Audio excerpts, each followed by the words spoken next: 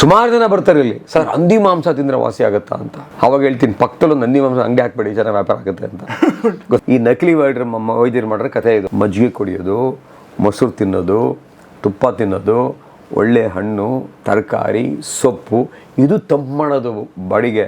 Chicken, mutton, ಹಂದಿ ಮಾಂಸ ಎಲ್ಲ ತಂಪು ಮಾಡೋದು. ಪೈಲ್ಸ್ ಆಗಿದ್ರೆ, ಫಿಷರ್ ಆಗಿದ್ರೆ, ಫಿಸ್ಚುಲ್ ಆಗಿದ್ರೆ, ಆಪ್ಸಸ್ ಆಗಿದ್ರೆ ಖಾರ ಬಿಡಬೇಕು, ಎಣ್ಣೆ ಪದಾರ್ಥ ಬಿಡಬೇಕು, ಕರ್ದಿರೋದು ಬಿಡಬೇಕು, ಚಿಕನ್ ಬಿಡಬೇಕು, ಮಟನ್ ಬಿಡಬೇಕು. ಸಾಫ್ಟಾಗಿರೋ ಮೊಸರನ್ನು, ತಿಳಿಸಾರವನ್ನು, ಮಜ್ಜಿಗೆ, ಹಣ್ಣು, ತರಕಾರಿ, ಸೊಪ್ಪು ಇಂಥದ್ದು ಯಾಕೆ ತೊಗೋಬೇಕು ಅಂತ ಹೇಳಿದ್ರೆ, ಆಗಲೇ ಡ್ಯಾಮೇಜ್ ಆಗಿರುತ್ತೆ ಅಲ್ಲಿ.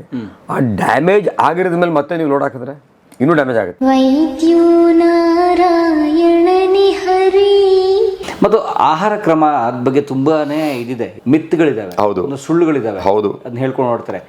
ನಿಂಗೆ ಪೈಲ್ಸ್ ಆಗಿದೆಯಾ, ಇದನ್ನ ಬಿಟ್ಬಿಟ್ಟು ಸೊರಗ್ಬಿಡುತ್ತೆ, ಇದು ಕುಡಿದ್ಬಿಡು ಸೊರಗ್ಬಿಡುತ್ತೆ ಅಂತ. ಸೊ ಅವುಗಳ ಯಾವ್ದನ್ನ ತಿನ್ಬೇಕು, ಯಾವ್ದು ತಿನ್ಬಾರ್ದು, ನಿಜಕ್ಕೂ ಅಂತದ್ದು ಏನಾದ್ರು ಇದೆಯಾ? ಸರ್, ಈಗ ಏನಾಗಿದೆ ಅಂದರೆ, ಕ್ವಾಕ್ಸು ಪ್ರಾಕ್ಟೀಸ್ ಮಾಡೋದು, ಕ್ಲಿನಿಕ್ ಇಟ್ಟು ಪೆಟ್ಟಿ ಅಂಗಡಿ ಇಟ್ಟು ಒಂದು ಕಡೆ ಕ್ವಾಕ್ಸ್ ಆದರೆ, ಇನ್ಸ್ಟಾಗ್ರಾಮು ಸೋಷಿಯಲ್ ಮೀಡಿಯಾದಲ್ಲಿ ಸುಮಾರು ಜನ ಬಂದ್ಬಿಟ್ಟಿದೆ ಕ್ವಾಕ್ಸ್. ಗೊತ್ತಾದಲ್ವಾ? ಹೆಂಗೆ ಅಂದರೆ, ನಿಂಬೆಹಣ್ಣು ತಿನ್ನು, ನಲ್ಲಿಕಾಯಿ ತಿನ್ನು, ಹುಣ್ಸೆಹಣ್ಣು ತಿನ್ನು, ಮಣ್ಣು ತಿನ್ನು, ಪೈಲ್ಸ್ ಹೋಗ್ಬಿಡುತ್ತೆ ಎಲ್ಲ ಹೇಳ್ತಾ ಇರ್ತಾರೆ. ಸರ್ ಈ ಇನ್ಸ್ಟಾಗ್ರಾಮು ಸೋಷಿಯಲ್ ಮೀಡಿಯಾದಲ್ಲಿ ಮನೆ ಮದ್ದು ಪೈಲ್ಸಿಗೆ ಬಿಟ್ಟು ಮಾರಿದ್ರೆ ಅಕಸ್ಮಾತ್ ಕ್ಯಾನ್ಸರ್ ಇದ್ದರೆ ಸಾಯ್ತಾರೆ ಸರ್. ದಯವಿಟ್ಟು ಈ ನಕಲಿ ವೈದ್ಯರು ಇನ್ಸ್ಟಾಗ್ರಾಮಲ್ಲೂ ಇದ್ದಾರೆ, ಸೋಷಿಯಲ್ ಮೀಡಿಯಾದಲ್ಲೂ ಇದ್ದಾರೆ. ಯಾರು ಕ್ವಾಲಿಫೈಡ್ ಡಾಕ್ಟರ್ ಇರ್ತಾರೋ, ಯಾರಿಗೆ ಫೀಲ್ಡಲ್ಲಿ ಡೀಪ್ ಎಕ್ಸ್ಪರ್ಟೈಸ್ ಇರುತ್ತೋ ಅಂಥ ಡಾಕ್ಟ್ರ್ ಹೇಳೋದನ್ನು ಕೇಳಿದ್ರೆ ಒಪ್ಕೋಬೋದು. ಏನೂ ಓದಿರಲ್ಲ, ಏನೂ ಇರಲ್ಲ, ಅವರೆಲ್ಲ ಮಾತಾಡ್ತಾ ಇರ್ತಾರೆ ಇದು ತಿಂದರೆ ಪೈಲ್ಸ್ ಹೋಗುತ್ತೆ ಅಂತ. ಹಾಗಾದರೆ ಆಹಾರದ ಬಗ್ಗೆ ಏನು ನಿಗಾ ವಹಿಸ್ಬೇಕು, ಏನು ತಿನ್ನಬೇಕು? ಸರ್, ಇದು ಸಿಂಪಲ್ಲು ಸರ್. ಬ್ಯಾಲೆನ್ಸ್ಡ್ ಡಯಟ್ ಅಂತ ನಾವು ಓದಿದ್ದೀವಿ, ನೀವು ಸಮತೋಲನವಾದ ಆಹಾರ ಅಂತ. ನಮ್ಮದೇನೀಗ ಸ್ಟೇಪಲ್ ಡಯಟ್ ನಮ್ಮ ಕಡೆ ಎಲ್ಲ ನಾವು ರಾಗಿ ಮುದ್ದೆ, ಅನ್ನ, ಸೊಪ್ಪು ಸಾರು, ಬಸ್ಸಾರು, ಹುಳ್ಳಿಕಾಳು ಸಾರು, ಇದೆಲ್ಲ ನಾವು ತಿನ್ನೋ ಸ್ಟೇಪಲ್ ಡಯಟು. ಗೌಡ್ರಾದರೆ ವಾರಕ್ಕೊಂದಿನ ಮಟನ್ನು, ಚಿಕನ್ನು, ಇದೆಲ್ಲ ತಿನ್ನೋ ಅಭ್ಯಾಸಗಳು. ಏನು ನಮ್ಮ ಮೂಲ ಆಹಾರ ಪದ್ಧತಿ ಇದೆಯೋ, ನಮ್ಮ ಮೂಲಕ್ಕೆ ಹೋದರೆ ಈ ಮೂಲವ್ಯಾಧಿ ಮತ್ತು ಮಲಬದ್ಧತೆ ಬರಲ್ಲ ಸರ್. ವಾಪಸ್ ಮೂಲಕ್ಕೆ ಹೋದರೆ ಮೂಲವ್ಯಾಧಿ ಸಮಸ್ಯೆ ಇಲ್ಲ. ಹೆಂಗೆ ಮೂಲಕ್ಕೆ ಹೋಗೋದು, ಏನು ಮಾಡಬೇಕು? ಈ ನಾವು ನೋಡ್ದಲ್ಲ, ಈಗ ಮುದ್ದೆ, ಸಾರು, ಸೊಪ್ಪು ಸಾರು, ಸೊಪ್ಪು, ತರಕಾರಿ ಇವೆಲ್ಲ ತಿಂದರೆ ಏನೂ ಆಗಲ್ಲ. ಒಂದು, ನೀರು ಕುಡಿಬೇಕು ಚೆನ್ನಾಗಿ, 20 kg ಇದ್ದರೆ 1 ಲೀಟ್ರ್ ನೀರು. ಎರಡನೇದು, 8 ಗಂಟೆ ಕಣ್ತುಂಬ ನಿದ್ದೆ ಮಾಡಬೇಕು. ಮೂರನೇದು, ದೈಹಿಕವಾಗಿ ಚಟುವಟಿಕೆ. ರೈತ ನೋಡಿದ್ರಲ್ಲ, ರೈತ ಅಂದರೆ ನಾನು ವಾಕಿಂಗ್ ಹೋಗ್ತೀನಿ, ಬೆಳಗ್ಗೆ 1 ಅವರ್, ಸಾಯಂಕಾಲ ಅರ್ಧ ಗಂಟೆ, ಹಂಗೆ ವಾಕಿಂಗ್ ಹೋಗಬೇಕು. ತಿನ್ನೋದನ್ನು ಮಿತವಾಗಿ ತಿನ್ನಬೇಕೆಲ್ಲ. ಸೊ ಮಿತವಾಗಿ ತಿಂದೆ ಹೋದರೆ ಹಿತವಾಗಿ ಮಾತ್ರೆ ತಿನ್ನಬೇಕಾಗತ್ತೆ.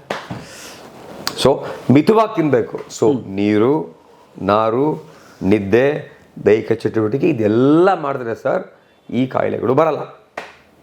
ಇನ್ನು 15% ಜನಕ್ಕೆ ಮಲಬದ್ಧತೆ ಇದೆಯಲ್ಲ ದೇಶದಲ್ಲಿ, ಅವ್ರಿಗೆ ಟ್ರೀಟ್ ಮಾಡಬೇಕು. ಅವರು ಆಸ್ಪತ್ರೆಗೆ ಬಂದು ಕೆಲವರು ಬರ್ತಾರೆ, ಸರ್ ನಾನು ಎಲ್ಲ ಮಾಡ್ತೀನಿ, ನಂಗೆ ಯಾಕೆ ಸರ್ ಪೈಲ್ಸ್ ಬಂತು ಅಂತ. ನಿಮಗೆ ಮಲಬದ್ಧತೆ ಇದೆ, ಅದಕ್ಕೆ ಕಾನ್ಸ್ಟಿಪೇಷನ್ ಬಂತು ಅಂತ. ನಾನು ಆಗಲಿಲ್ಲ, ಮಲಬದ್ಧತೆಯಲ್ಲಿ ವೆರೈಟಿ ಇದೆ ಅಂತ ಆಗಲೇ ಹೇಳಿದ್ನಲ್ಲ, ಹಂಗೆ ಮಲಬದ್ಧತೆ ಇದ್ದರೆ ಬರುತ್ತೆ. ಸೊ ಏನು ತಿನ್ನಬೇಕು, ಏನು ತಿನ್ನಬಾರ್ದು ಅಂದರೆ ಸಿಂಪಲ್ ಸರ್. ನೀವು ಕನಕಪುರದವರು, ನಾವು ಕೋಲಾರದವರು, ಇವರು ಬಿಜಾಪುರದವರು. ಅವರು ಬಿಜಾಪುರದ ಮಂದಿ. ಅವರು ಜೋಳದ ರೊಟ್ಟಿ, ಉಳ್ಳಾಗಡ್ಡಿ, ಮೆಂತ್ಯ ಸೊಪ್ಪು, 4 ಥರ ಪಲ್ಯ, ಮೊಸರು, ಮಜ್ಜಿಗೆ, ಶೇಂಗಾ ಚಟ್ನಿ, ತುಪ್ಪ ಎಲ್ಲ ತಿಂತಾರೆ ಸರ್. ಬ್ಯಾಲೆನ್ಸ್ಡ್ ಡಯಟ್ ಅವ್ರಿಗೆ. ಅಂಥ ಡಯಟ್ ಇದೆಯಲ್ಲ ಅದ್ಭುತವಾದ ಡಯಟ್. ಅದೇ ಬ್ಯಾಲೆನ್ಸ್ಡ್ ಅಂದರೆ ಜೋಳದ ರೊಟ್ಟಿಲಿ ಫೈಬರ್ ಇರುತ್ತೆ, ಪಲ್ಯಗಳಲ್ಲಿ ಪ್ರೋಟೀನ್ಸು, ಮಿನರಲ್ಸು, ಮೊಳಕೆ ಕಾಳಲ್ಲಿ, ಮೊಸರಲ್ಲಿ ಪ್ರೋಬಯೋಟಿಕ್ ಇರುತ್ತೆ, ಗಟ್ಟಿಗೆ ಒಳ್ಳೆಯದು. ಗೊತ್ತಾಯ್ತಲ್ವಾ? ಸೊ ತಿನ್ನೋದಿದೆಯಲ್ಲ ಸರ್, ನೀನು ಕತೆ ಹೇಳ್ತೀನಿ ನಿಮಗೆ. ಒಂದು ಮನುಷ್ಯ ಒಂದು ದಿನಕ್ಕೆ ಎಷ್ಟು ತಿನ್ಬೋದು? 3 ಹೊತ್ತು. 3 ಹೊತ್ತು. 3 ಹೊತ್ತಲ್ಲಿ ಎಷ್ಟು ಗ್ರಾಮ್ ಇರುತ್ತೆ ಊಟ? ಅದು ಒಂದು 2-3 kg. 2-3 kg. ಕ್ಯಾಲ್ಕುಲೇಟರ್ ಇದೆಯಾ? ಇದೆ, ಹಾಕಲ್ಲಿ ಹೇಳ್ತೀನಿ ಕ್ಯಾಲ್ಕುಲೇಟರ್. ಏನು ಸರ್ ನೀವು 2 kgನೇ ಹಾಕೊಳ್ಳಿ ಸಾಕು. ಹಾಕಿದ ಕ್ಯಾಲ್ಕುಲೇಟ್ರು ಹಾಕಿದ್ದೀನಿ. ಈಗ ಕ್ಯಾಲ್ಕುಲೇಟ್ರಲ್ಲಿ 2 kg per day sir average. Into 365 ಹಾಕಿ, 365, 730 ಇಂಟು 80 ವರ್ಷ ಬದುಕ್ತಾನೆ. 80 ವರ್ಷ ಬದುಕ್ತಾನೆ. ಎಷ್ಟಾಯ್ತು? 58,400 kg. ಅಥವಾ 60,000 kg. 60,000 kg ಊಟ ಮಾಡ್ತೀರಿ ಜೀವನದಲ್ಲಿ ನೀವು. ಎಷ್ಟೋ 60,000 kg ಅದು ಎಷ್ಟನ್ನಾಯಿತು? 1 ಟನ್ಗೆ ಎಷ್ಟು ಕೆಜಿ? 1000 ಕೆಜಿ. 1000 ಕೆಜಿ. 60,000 ಕೆಜಿ ಊಟ ಮಾಡ್ತೀರಾ ನೀವು? 60 ಟನ್ ತಿಂದು ಬಿಡೋದು. ನೋಡಿದ್ರ? ಯೋಚನೆ ಮಾಡಿದ್ರ ಈ ಥರ? ಯೋಚನೆ ಮಾಡಿದ್ರಾ? 60 ಟನ್ ಒಂದು ಊಟ ಒಬ್ಬ ಮನುಷ್ಯ ಮಾಡ್ತಾನೆ ಜೀವನದಲ್ಲಿ ಅಂತ. ಸೊ ಈ 60 ಟನ್ ಊಟ ಮಾಡ್ತೀವಲ್ಲ, ಇಲ್ಲಿ ಬಂದು ಇಲ್ಲಿ ಹೋಗುತ್ತೆ. 60 ಟನ್ ಇಲ್ಲಿ ಬಂದು ಇಲ್ಲಿ ಹೋಗ್ಬೇಕಾದ್ರೆ 30 ಫೀಟ್ ಇರೋ ಹೈವೇನ ಎಷ್ಟು ಚೆನ್ನಾಗಿ ನೋಡ್ಕೋಬೇಕು ನೀವು. ಆ ರೂಟ್ನ 60 ಟನ್ ಊಟ ಹೋಗುತ್ತೆ ಸ್ವಾಮಿ. 60. ಯೋಚನೆ ಮಾಡಿದ್ರಾ? ಇಲ್ಲ. ನೆಕ್ಸ್ಟು ಇದು ಎಷ್ಟು ಗ್ರಾಮ್ ಆಗ್ಬೋದು ದಿನಕ್ಕೆ? ದಿನಕ್ಕೊಂದು ಅರ್ಧ ಕೆಜಿ, 250 ಗ್ರಾಮ್, 1/4 ಕೆಜಿ. 250 ಗ್ರಾಮ್ ಹಾಕಿ. ಆಯಿತು, ಓಕೆ. 250 ಗ್ರಾಮ್ ಆಯ್ತಾ? ಇಂಟು 365 ಇಂಟು 80 ಎಷ್ಟಾಯ್ತು? 7300 ಕೆಜಿ. 7 ಟನ್ನು ಲದ್ದಿ 7 ಟನ್ ಹಾಕ್ತೀರಾ ಜೀವನದಲ್ಲಿ? 7 ಟನ್ನು ಹಾಕ್ಬಿಟ್ಟು ಬೆಟ್ಟ ಆಗ್ಬಿಡುತ್ತದೆ. ದೊಡ್ಡ ಬೆಟ್ಟ. 7 ಟನ್ನು 10 ಆನೆಗೆ ಸಮ. ಆಯ್ತಾ? ಕರೆಕ್ಟಾ?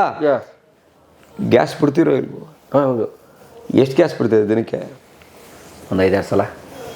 5-6 ಸಲ ಬಿಟ್ಟರೆ ಎಷ್ಟು ಲೀಟ್ರ್ ಗ್ಯಾಸ್ ಹೋಗಿರುತ್ತೆ? 100 ml. ಇನ್ನೂ ಜಾಸ್ತಿ ಹೋಗಿರುತ್ತೆ. ಒಂದು 300 ml ಹಾಕೊಳ್ಳಿ. 300 ml ಆಯ್ತು, ನಿಮ್ದು 100 ml ಹಾಕೊಳ್ಳಿ ಸರ್. 300 ml ಹಾಕಿ. 300 ml ಹಾಕಿ. 300 ಇಂಟು 365 ಇಂಟು 80. 8700 ಹತ್ತತ್ರ 9000 ಲೀಟ್ರು. ಲೀಟ್ರಷ್ಟು ಗ್ಯಾಸ್ ಹೋಗುತ್ತೆ. ಸೊ ಇಡೀ ಪರಿಸರನೇ ನಾಶ ಮಾಡ್ತಾ ಇದ್ದೀವಿ ಗ್ಯಾಸ್. ಇವಾಗ ಗ್ಯಾಸ್ ಇಲ್ಲ ಅಂತ ತಲೆ ಚಚ್ಕೊತಾವ್ರೆ. ಅಲ್ಲಿ ಅಲ್ಲೆಲ್ಲೋ ಬಾಂಬ್ ಹಾಕ್ರಿ, ಇಲ್ಲಿ ಗ್ಯಾಸ್ ಇಲ್ಲ. ಇಲ್ಲಿ ಬಾಂಬ್ ಹಾಕಿದ್ರೆ ಇಲ್ಲಿ ಇರೋರಿಗೆಲ್ಲ ಸ್ಮೆಲ್ಲು. ಅಯ್ಯೋ ಯಾರು ಹಾಕಿದ್ರಪ್ಪ ಅಂತ. ಇವರು ಒಪ್ಕೊಳಂಗಿಲ್ಲ, ನೀವು ಒಪ್ಕೊಳಂಗಿಲ್ಲ, ನೀವು ನಾನು ಒಪ್ಕೊಳಂಗಿಲ್ಲ. ಸ್ಮೆಲ್ ಒಪ್ಕೋತೀರಾ? ಸ್ಮೆಲ್ಲು. ನೀವು ಕಾರಲ್ಲಿ ಇರ್ತೀರಾ 5 ಜನ, ಇಲ್ಲಿ ಕೂತಿದ್ದೀವಿ 5 ಜನ, ನೀವೇ ಗ್ಯಾಸ್ ಬಿಡ್ತೀರಾ? ಒಪ್ಕೋತೀರಾ ನೀವು ಬಿಟ್ರಿ ಅಂತ? ಖಂಡಿತ ಇಲ್ಲ ಸರ್. ಯಾರೂ ನಾನು ಗ್ಯಾಸ್ ಬಿಟ್ಟಂದು ಒಪ್ಕೊಳ್ಳಲ್ಲ ಸರ್. ಅರ್ಥ ಆಯ್ತಾ? ಕೆಟ್ಟ ಸ್ಮೆಲ್ಲು. ಮೀಟಿಂಗ್ಲಿರ್ತಾರೆ, ಲಿಫ್ಟಲ್ಲಿರ್ತಾರೆ, ಫ್ಲೈಟಲ್ಲಿರ್ತಾರೆ, ಕಾರಲ್ಲಿರ್ತಾರೆ. ಆ ಸ್ಮೆಲ್ ಯಾರು ಒಪ್ಕೊಳ್ಳಲ್ಲ ಸರ್. ಸೊ ಎಷ್ಟು ಗ್ಯಾಸು, ಎಷ್ಟು ಲದ್ದಿ, ಎಷ್ಟು ಊಟ ನೋಡಿದ್ರಾ? ಸೊ ಇದೆಲ್ಲ ಇಲ್ಲಿಂದ 30 ಫೀಟ್ ಹೈವೇ ಇರುತ್ತಲ್ಲ, ಎಂಟ್ರಿ ಆಗಿ ಎಕ್ಸಿಟ್ ಆಗೋವರೆಗೂ 24ರಿಂದ 72 ಗಂಟೆ ಆಗುತ್ತೆ. ಸೊ ಹಾಗಾಗಿ ಆ ಜಾಗನ ಚೆನ್ನಾಗಿ ನೋಡ್ಕೋಬೇಕು. ಹೇಗೆ ನೋಡ್ಕೋಬೇಕು?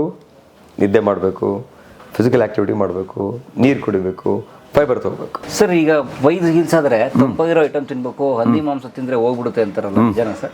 ಸರ್, ತಂಪಾಗಿರೋ ಐಟಮ್ ಅಂತ ಹೇಳಿದ್ರೆ ಹಂದಿ ಮಾಂಸ ಅಲ್ಲ ಸರ್. ಮಾಂಸನೇ. ಹಂದಿ ಮಾಂಸ ಆಗಲಿ, ಮೇಕೆ ಮಾಂಸ ಆಗಲಿ, ಕೋಳಿ ಮಾಂಸ ಆಗಲಿ, ಕುರಿ ಮಾಂಸ ಆಗಲಿ, ದನದ ಮಾಂಸ ಆಗಲಿ, ಮಾಂಸನೇ. ಮಾಂಸ ಪ್ರೋಟೀನೇ ಅದು. ಇವರೆಲ್ಲ ಹಂದಿ ಮಾಂಸ ತಿಂದರೆ ಹಂದಿಯಲ್ಲೇನೋ ನಾರಿರುತ್ತೆ ಅಂದ್ಬಿಟ್ಟು ಹಂದಿ ಮಾಂಸ ತಿನ್ನಿ ಪೈಲ್ಸ್ ಹೋಗುತ್ತೆ ಅಂತ ಈ ನಕಲಿ ವೈದ್ಯರು ಮಾಡ್ರೆ ಕಥೆ ಇದು. ಒಬ್ರಿದ್ರು ಸರ್ ನಮ್ಮ ಮನೇಲಿ, ಅವ್ರಿಗೂ ಈ ಪೈಲ್ಸ್ ಆಗ್ಬಿಟ್ಟಿತ್ತು. ಅವ್ರಿಗೇನು ಅಂದರೆ ಹಂದಿ ಮಾಂಸ ತಿಂದರೆ ಪೈಲ್ಸ್ ಹೋಗುತ್ತೆ ಅಂದ್ಬಿಟ್ಟು ಒಂದು ನೆಪ ಇಟ್ಕೊಂಡು ವಾರಕ್ಕೆ 2 ಸರಿ ಹಂದಿ ಮಾಂಸ ತಿಂತಾರೆ. ಕೊನೆಗೆ ತಿಂದು ವಾಸಿ ಆಗಲಿಲ್ಲ, ಎಲ್ಲೋ ಹೋಗಿ ಆಪ್ರೇಷನ್ ಮಾಡಿಸ್ಕೊಂಡ್ರು. ಹಾಗೆ ಸುಮಾರು ಜನ ಬರ್ತಾರೆ ಇಲ್ಲಿ, ಸರ್ ಹಂದಿ ಮಾಂಸ ತಿಂದರೆ ವಾಸಿ ಆಗುತ್ತಾ ಅಂತ. ಅವಾಗ ಹೇಳ್ತೀನಿ, ಪಕ್ಕದಲ್ಲೂ ಹಂದಿ ಮಾಂಸ ಅಂಗಡಿ ಹಾಕ್ಬೇಡಿ, ಚೆನ್ನಾಗಿ ವ್ಯಾಪಾರ ಆಗುತ್ತೆ ಅಂತ. ಗೊತ್ತಾಯ್ತಲ್ವಾ? ಡಾಕ್ಟರ್ ಶಾಪ್ಗೆ ನೀವು ತಂಪಾದ ಪದಾರ್ಥ ಅಂದ್ರೆ ಏನು ಅರ್ಥ ಅಂದರೆ ಮಜ್ಜಿಗೆ ಕುಡಿಯೋದು, ಮೊಸರು ತಿನ್ನೋದು, ತುಪ್ಪ ತಿನ್ನೋದು, ಒಳ್ಳೆ ಹಣ್ಣು, ತರಕಾರಿ, ಸೊಪ್ಪು, ಇದು ತಂಪು ಮಾಡೋದು ಬಾಡಿಗೆ. ಚಿಕನ್ನು ಮಟನ್ನು ಹಂದಿ ಮಾಂಸ ಎಲ್ಲ ತಂಪು ಮಾಡೋದು. ಚಿಕನ್ ಮಟನ್ ತಿಂದಿದ್ದು ನೆಕ್ಸ್ಟ್ ಡೇ ಬೆಳಗ್ಗೆ ನೀವು ಇದಕ್ಕೆ ಹೋದಾಗ ಹೆಂಗಿರುತ್ತೆ? ಒಂಥರ ಹಿಂಸೆ ಇರುತ್ತೆ ಅಲ್ವಾ? ಬಸ್ಸಾರು ಸೊಪ್ಪು ಮುದ್ದೆ ತಿಂದಾಗ ರಿಲ್ಯಾಕ್ಸ್ ಆಗಿರುತ್ತೆ, ಹೆಂಗಿರುತ್ತೆ? ಚೆನ್ನಾಗಿರುತ್ತೆ. ಅಷ್ಟೇ ಸರ್. ನೀವು ಹೂ ತಿಂದರೆ ಹೂ ಬರುತ್ತೆ, ಕಲ್ಲು ತಿಂದರೆ ಕಲ್ಲು ಬರುತ್ತೆ, ಹಂದಿ ತಿಂದರೆ ಹಂದಿ ಬರುತ್ತೆ, ಕೋಳಿ ತಿಂದರೆ ಕೋಳಿ ಬರುತ್ತೆ ಈಚೆಗೆ. ಸೊ ಹೂ ತಿನ್ನಬೇಕು, ಹಂದಿ ತಿನ್ನಬೇಕು ಡಿಸೈಡ್ ಮಾಡಿ ನೀವೇನೆ. ಸೊ ಖಂಡಿತ ಚಾನ್ಸೇ ಇಲ್ಲ. Ruled out. ಹಂದಿ ತಂಪು, ಕೋಳಿ ಹೀಟು ಅಲ್ವೇ ಅಲ್ಲ? ಇಲ್ವೇ ಇಲ್ಲ. ಎಲ್ಲದು protein. Meet is meet, that's all. Meet is meet, it is protein, ಅಷ್ಟೇ, ದಟ್ಸ್ ಆಲ್. ಓಕೆ. ಮತ್ತು ಈ ಆಹಾರದ ಬಗ್ಗೆ, ಪೈಲ್ಸ್ ಬಗ್ಗೆ ಬೇರೆ ಬೇರೆ ಆಹಾರ ಇದೆಯಲ್ಲ, ಎಳ್ನೀರು ಕುಡಿದ್ಬಿಡು, ಅದ್ ಮಾಡ್ಬಿಡು, ಹೀಟ್ ಐಟಮ್ ಬಿಟ್ಬಿಡು, ತಂಪಿರೋ ಐಟಮ್ ತಿನ್ನು, ಆ ಥರ ಫುಡ್ಡಲ್ಲಿ ಪಥ್ಯ ಇದೆಯಾ ಸರ್? ಪೈಲ್ಸ್ ಆದಾಗ ಸಾಮಾನ್ಯವಾಗಿ ಪೈಲ್ಸ್ ಆಗಿದ್ರೆ, ಫಿಷರ್ ಆಗಿದ್ರೆ, ಫಿಸ್ಚುಲ್ ಆಗಿದ್ರೆ, ಆಪ್ಸಸ್ ಆಗಿದ್ರೆ ಫಸ್ಟ್ ಏನು ಮಾಡಬೇಕು? ಡಾಕ್ಟರ್ ಹತ್ರ ಬರಬೇಕು. ಓಕೆ. ಎರಡನೇದು ಈ ಥರ ಆಗಿದ್ದಾಗ ಖಾರ ಬಿಡಬೇಕು, ಎಣ್ಣೆ ಪದಾರ್ಥ ಬಿಡಬೇಕು, ಕರ್ದಿರೋದು ಬಿಡಬೇಕು, ಚಿಕನ್ ಬಿಡಬೇಕು, ಮಟನ್ ಬಿಡಬೇಕು. ಸಾಫ್ಟಾಗಿರೋ ಮೊಸರನ್ನು, ತಿಳಿಸಾರವನ್ನು, ಮಜ್ಜಿಗೆ, ಹಣ್ಣು, ತರಕಾರಿ, ಸೊಪ್ಪು ಇಂಥದ್ದು ಯಾಕೆ ತೊಗೋಬೇಕು ಅಂತ ಹೇಳಿದ್ರೆ ಆಗಲೇ ಡ್ಯಾಮೇಜ್ ಆಗಿರುತ್ತೆ ಅಲ್ಲಿ. ಆ ಡ್ಯಾಮೇಜ್ ಆಗಿರೋದ ಮೇಲೆ ಮತ್ತೆ ನೀವು ಲೋಡ್ ಹಾಕಿದ್ರೆ ಇನ್ನೂ ಡ್ಯಾಮೇಜ್ ಆಗುತ್ತೆ. ಸೊ ಇದೆಲ್ಲ ವಾಸಿ ಆಗೋವರೆಗೂ ಆ ರೀತಿ ಒಂದು ಡಯಟಲ್ಲಿದ್ದರೆ ಭಾಳ ಒಳ್ಳೆಯದು. ಅಂಥ ಆಹಾರ ಪದ್ಧತಿ ಭಾಳ ಒಳ್ಳೆಯದು. ಯಾರೋ ಇನ್ಸ್ಟಾಗ್ರಾಮಲ್ಲಿ ಮೇಲೆ ಹೇಳ್ತಾರೆ, ಸೋಷಿಯಲ್ ಮೀಡಿಯಲ್ಲಿ ಬಂದು ಹೇಳ್ತಾರೆ, ಈ ಹಣ್ಣು ತಿನ್ನಿ ಪೈಲ್ಸ್ ಹೋಗುತ್ತೆ, ಈ ರಸ ತಿನ್ನಿ ಕುಡೀರಿ ಪೈಲ್ಸ್ ಹೋಗುತ್ತೆ ಅಂತ ಹೇಳ್ತಾರಲ್ಲ, ಯಾವುದೇ ಕಾರಣಕ್ಕೂ ಈ ಸೋಷಿಯಲ್ ಮೀಡಿಯಾದಲ್ಲಿ ಬರೋವಂಥ ಕ್ವ್ಯಾಕ್ಸ್, ಸೋಷಿಯಲ್ ಮೀಡಿಯಾದಲ್ಲಿ ಬರುವಂಥ ನಕಲಿ ವೈದ್ಯರು ಅವ್ರು ಹೇಳಿದ ಮಾತನ್ನು ಕೇಳಬೇಡಿ. ಯಾರು ಹೇಳ್ತಾ ಇದ್ದಾರೆ ಅವ್ರು ಕ್ವಾಲಿಫೈಡ್ ಆಗಿದ್ದಾರಾ, ಅವ್ರು ಹೇಳೋ ಒಂದು ಮಾಹಿತಿ ಇದೆಯಾ, ಆ ಹೇಳೋ ಒಂದು ಶಕ್ತಿ ಇದೆಯಾ ಅವ್ರಿಗೆ ಅಂತ ನೋಡಿಬಿಟ್ಟು ನೀವು ಡಿಸೈಡ್ ಮಾಡಬೇಕು ಯಾರನ್ನ ಫಾಲೋ ಮಾಡಬೇಕು, ಯಾರನ್ನ ಫಾಲೋ ಮಾಡಬಾರ್ದು ಅಂತ. ಸಿಕ್ಕಿದವ್ರನ್ನೆಲ್ಲ ಫಾಲೋ ಮಾಡಿಬಿಟ್ರೆ ಆಗಲ್ಲ, ವರ್ಕೌಟ್ ಆಗಲ್ಲ. ಇವರು ಡಾಕ್ಟರ್ ರಿತೇಶ್ ಅಂತ, ಇವ್ರ ಕುಟುಂಬ ನಾವು ಸುಮಾರು ಒಂದು 36 ವರ್ಷಗಳ ಸ್ನೇಹ. ಇವರು ದೊಡ್ಡಪ್ಪ ನನಗೆ ಗುರುಗಳು, ಗಾಡ್ ಫಾದರ್. ಬೆಂಗಳೂರು ಮೆಡಿಕಲ್ ಕಾಲೇಜಲ್ಲಿ ಮಧು ಸೀತಪ್ಪ ಅಂತ. ಲಂಡನ್ನಲ್ಲಿದ್ದರು ಅವರು, ದೊಡ್ಡ ಫೇಮಸ್ ಕಣ್ಣು ಸರ್ಜನ್ನು. ಇಲ್ಲಿಗೆ ಬಂದರು, ನೀರಾವರಿ ಹೋರಾಟ ಮಾಡಬೇಕು ಅಂಥೇಳಿ ಭಾಳ ಕಷ್ಟಪಟ್ಟರು, ದುಡ್ಡೆಲ್ಲ ಕಳ್ಕೊಂಡು ಹೋದ ಚುನಾವಣೆಯಲ್ಲಿ ನನಗೆ ಹೇಳ್ತಾ ಇದ್ರು ನಿನ್ನ ರಾಜಕೀಯಕ್ಕೆ ಮಾತ್ರ ಬರಬೇಡ ಅಂತ. ಅವರು ಹೋಗಿ ಈ ಬಾಗೇಪಲ್ಲಿನಲ್ಲಿ ಆಮ್ ಆದ್ಮಿ ಪಾರ್ಟಿ ಕ್ಯಾಂಡಿಡೇಟ್ ನಿಂತು ಸೋತು ಈಗ ಒಂದು ಆಗಸ್ಟಲ್ಲಿ ಅವ್ರನ್ನ ಕಳ್ಕೊಂಡ್ವಿ. ಅವ್ರ ತಮ್ಮನ ಮಗ ಇವರು ರಿತೇಶ್ ಅಂತ. ಇಂಡಿಯಾದಲ್ಲೇ ಅತಿ ಚಿಕ್ಕ ವಯಸ್ಸಿನಲ್ಲಿ MCH ಮಾಡಿರೋಂಥ ವ್ಯಕ್ತಿ ಇವರು. ಇಡೀ ಇಂಡಿಯಾಗೆ MBBS ಆದಮೇಲೆ 2 ತಿಂಗಳ ಗ್ಯಾಪ್ ಅಷ್ಟೇ MS ಸೇರ್ತಾರೆ. MS ಆದಮೇಲೆ 1 ತಿಂಗಳ ಗ್ಯಾಪ್ ಅಷ್ಟೇ MCH ಸೇರ್ತಾರೆ. MCH ಆದಮೇಲೆ 1 ದಿನ ಗ್ಯಾಪು ನೆಕ್ಸ್ಟ್ ಡೇ ಸ್ಮೈಸಲ್ಲಿ ಇರ್ತಾರೆ. ಸೊ ನೀವು ಹೇಳಿದ್ರಲ್ಲ ನೀವು ಟೀಮ್ ಕಟ್ತೀರಾ ಅಂತ, ಇಂಥ ಅವರು ದೇವ್ರು ಕಳಿಸ್ತಾನೆ ಒಳ್ಳೆ ಉದ್ದೇಶ ಇದೆ ಇಂಥವ್ರನ್ನ, ಅರ್ಥ ಆಯ್ತಲ್ವಾ? ಸೊ ಇವರು ಈಗ ನಾನು ಆಗಲೇ ಹೇಳಿದ್ನಲ್ಲ ಕೋಲೋನ್ ಕ್ಯಾನ್ಸರ್ ಯಾರು ಸಾಯಬಾರ್ದು ಅಂತ. ಸೊ ನಾನು ಬೇರೆ ಕೆಲಸ ಮಾಡಿದ್ರೆ ಇಡೀ ಕ್ಯಾನ್ಸರ್ಗೆ ಸಂಬಂಧಪಟ್ಟ ಕಾಯಿಲೆ ಇವ್ರು ಮಾಡ್ತಾರೆ. ಬರೆದಿಟ್ಕೊಳ್ಳಿ ಇವ್ರ ಹೆಸರನ್ನ. ಇವತ್ತಿಂದ 10 ವರ್ಷದಲ್ಲಿ ಇಡೀ ಪ್ರಪಂಚ ಡಾಕ್ಟರ್ ರಿತೇಶ್ ಅವರು best colorectal surgeon in the world number 1 ಅಂದೇ ಏನಂತೆ ಬರೆದಿಟ್ಕೊಳ್ಳಿ ಹೋಗಿ ಕೇಳ್ರಿ ನೀವು ಅವ್ರ ಬಗ್ಗೆ. ನಂದು ಮೂಲ ಊರು ಬಂದು ಚಿಂತಾಮಣಿ ಹತ್ರ ಚಿಲಕನೆರಪು ಅಂತ. ನಮ್ಮ ತಾಯಿ, ನಮ್ಮ ತಂದೆ, ನಮ್ಮ ತಾಯಿ ಬಂದ್ಬಿಟ್ಟು ಬಾಗೇಪಲ್ಲಿ ಹತ್ರ ಶಿವಪುರ ಅಂತ ತಾಯಿ. ಅಲ್ಲಿಂದ ದೊಡ್ಡಪ್ಪನ ಇದ್ರಲ್ಲ, ದೊಡ್ಡಪ್ಪ ಇದು UG PG 2 BMCಯಿಂದ ಆಫ್ಥಾಲ್ಮಾಲಜಿಸ್ಟ್, UK ಪ್ರಾಕ್ಟೀಸ್ ಮಾಡ್ತಾಯಿದ್ರು. ಸೊ ಅವರಿಬ್ಬರಿದ್ರು. ಇನ್ನೊಬ್ಬ ದೊಡ್ಡಪ್ಪ ಇದ್ದಾರೆ ಆನೇಕಲ್ಲಲ್ಲಿ, ಈಸ್ ಆರ್ಥೋಪೆಡಿಷಿಯನ್.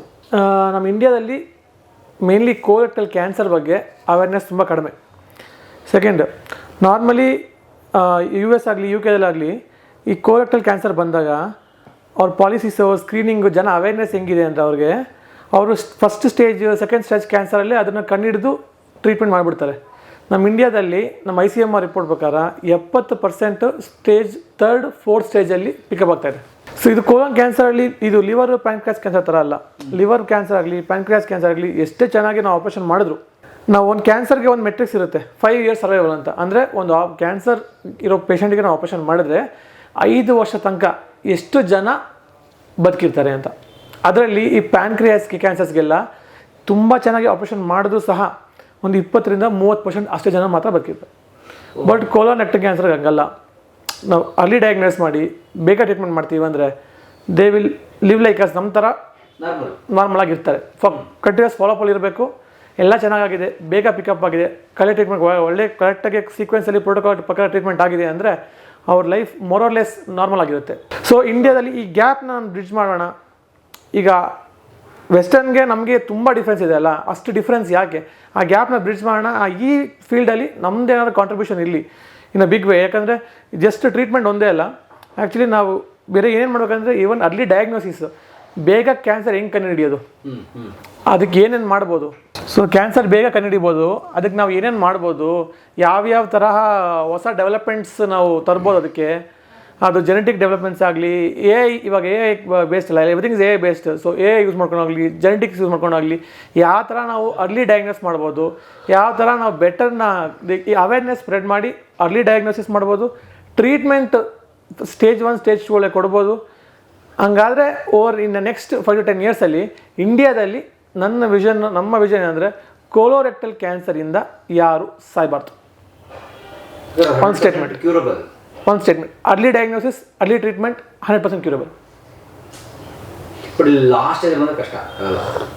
ಲಾಸ್ಟ್ ಸ್ಟೇಜಲ್ಲಿ ಬಂದರೂ ತುಂಬ difficult, but you can manage. Quality of life ಸ್ವಲ್ಪ ಕಾಂಪ್ರಮೈಸ್ ಆಗುತ್ತೆ, ಬಟ್ ಸ್ಟೇಜ್ 1 ಸ್ಟೇಜ್ 2 ಕನ್ನ there is no better disease. ಆರಾಮಾಗಿ ಸ್ಟೇಜ್ 1 ಸ್ಟೇಜ್ 2 ಬಂದರೆ ಆರಾಮಾಗಿ ಟ್ರೀಟ್ ಮಾಡಿ ಆರಾಮಾಗಿ ಕ್ಯೂರ್ ಮಾಡ್ಬೋದು. More or less normal life. ಅಂದರೆ ನಾವು ಈಗ ಸರ್ ಮಾಡೋ ಪೇಷಂಟ್ಸ್ ಆಗಲಿ, ದೇರ್ ಆರ್ ಪೀಪಲ್ ಇವಾಗೂ ಆಪ್ರೇಷನ್ ಆಗಿ 35 ವರ್ಷ 40 ವರ್ಷ 45 ವರ್ಷ ಆಗಿದೆ, they still talking, they are happy. C ಇದ್ರ ಬಗ್ಗೆ ಆ್ಯಕ್ಚುಲಿ ನಾನು ಜೂನಿಯರ್ಸು ತುಂಬ ಜನ, ನಾನು ಆಲ್ಮೋಸ್ಟ್ ಈಗ 12 to 15 hours per day work ಮಾಡ್ತೀವಿ. ಇವಾಗ ವರ್ಕ್ ಪ್ಯಾಟರ್ನ್ ಹೆಂಗೆ ಅಂದರೆ, ನಮ್ಗೆ ಇಷ್ಟಪಟ್ಟು ಮಾಡೋ ಕೆಲಸ ಅಂದರೆ ಯಾವತ್ತೂ ವಿಲ್ ನಾಟ್, ಸ್ವಲ್ಪ ಬಾಡಿಗೆ ಸ್ಟ್ರೇನ್ ಆಗ್ಬೋದು, but mind will never get tired. Because ನಾವು ಏನು ಕೆಲಸ ಪಟ್ಟಿದ್ದೀವೋ, ನಾವು ಆಯ್ಸ್ಕೊಂಡಿದ್ದೀವಿ, ನಾವು ಇಷ್ಟಪಟ್ಟು ಮಾಡ್ತಾ ಇದೀವಿ ಅದನ್ನು, and will continue to do that. ಸ್ವಲ್ಪ ಯಾವಾಗ ನಾವು ಬಾಡಿಗೆ ಸ್ಟ್ರೆಸ್ ಆಗುತ್ತೋ ಅಷ್ಟು ತುಂಬ ಲಿಮಿಟ್ಸ್ ಪುಷ್ ಮಾಡಿದಾಗ that time will take a break. But hardly ಯಾವತ್ತೂ ಆಗಲ್ಲ, ಬಿಕಾಸ್ ಮೈಂಡ್ ಯಾವಾಗಲೂ ಪುಷ್ ಮಾಡ್ತಾ ಇರುತ್ತೆ, ನಿಮಗೆ ಕೆಲಸ ಇಷ್ಟ, ನೀನು ಮಾಡು. ಟೈಮ್ ಹೋಗೋದೇ ನಮ್ಗೆ ಒಂಥರ ವಿಲ್ ನಾಟ್ ನೋ, ಗೊತ್ತಾಗಲ್ಲ. ಪ್ಯಾಷನೇಟ್ ಆಗಿ ಎನಿ ಕೆಲಸ ಮಾಡಿದಾಗ ಡೆಫಿನೆಟ್ಲಿ ಯು ವಿಲ್ ಡು ಅಷ್ಟೇ. ಇದೇ ಫೀಲ್ಡ್ ಅಂತಲ್ಲ, ಎನಿ ಫೀಲ್ಡಲ್ಲಿ.